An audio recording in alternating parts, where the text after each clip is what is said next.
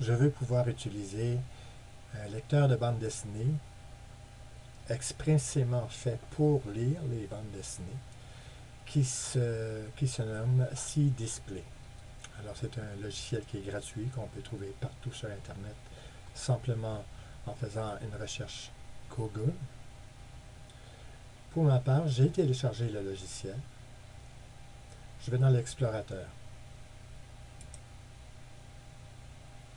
Je m'en vais au téléchargement et je me saisis de C-Display, version française. Je double-clique dessus, bouton gauche.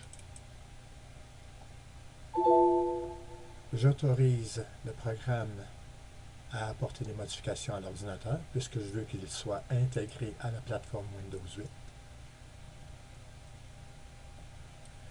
Je veux qu'il l'installe en français. Bienvenue, bienvenue. Il installe par défaut les programmes sur le disque dur C, là où habituellement se loge la plateforme Windows, dans un dossier qu'il nomme Program Files et un sous-dossier qui, pour cet instant, est appelé C-Display. Parce que si on veut le changer par la suite, on peut faire suivant. C-Display, créer un raccourci sur le bureau, créer un raccourci dans la barre de lancement rapide. Suivant, installer.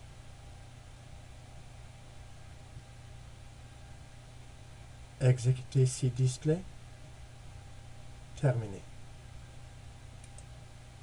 Voyons voir ce que ça donne. Ça devrait donner un écran noir, effectivement. Je vais le réouvrir ici.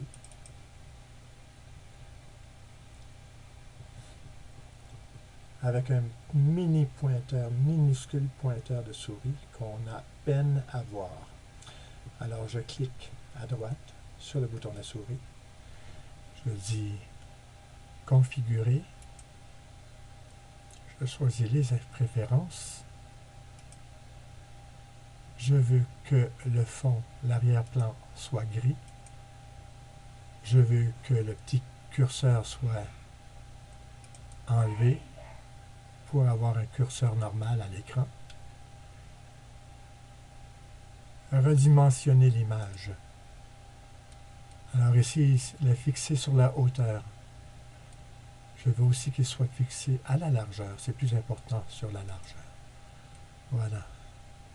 Pour ajuster, il s'agit de faire les touches C et F.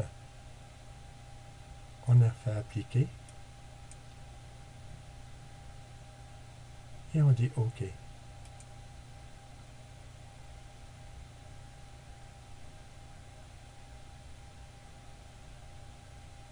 Alors, la suite des choses, on reclique à droite sur le bouton de la souris, droit. Une boîte de dialogue s'ouvre. On prend la première option, charger des fichiers. Ici, j'ai pris le dossier qui se nomme le démon des Caraïbes, qui provient de mes documents, et qui se nomme Barbe Rouge. Dans cette histoire, il y a 48 images. Je veux saisir toutes les images en même temps, et pour ce faire, je clique sur la première image à gauche pour mettre celle-ci en surbrillance. Je descends la flèche déroulante pour me rendre à la 48e image, la dernière, et j'appuie sur la touche CTRL du clavier et la touche Maj, celle qui est juste au-dessus.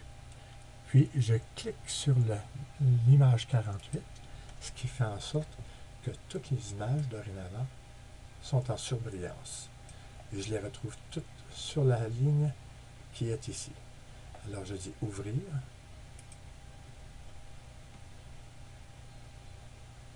Et voilà l'histoire elle-même qui se déroule devant nos yeux. Habituellement, si on ne fait pas charger les fichiers, on n'a que la première image qui nous apparaît ici.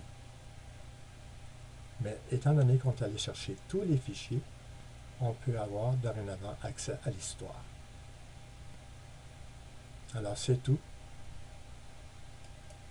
On peut soit fermer ici, ou avec la touche X du clavier, ou encore on peut fermer et utiliser les fonctions qui sont ici. Fichier, quitter. Alors moi je préfère le X.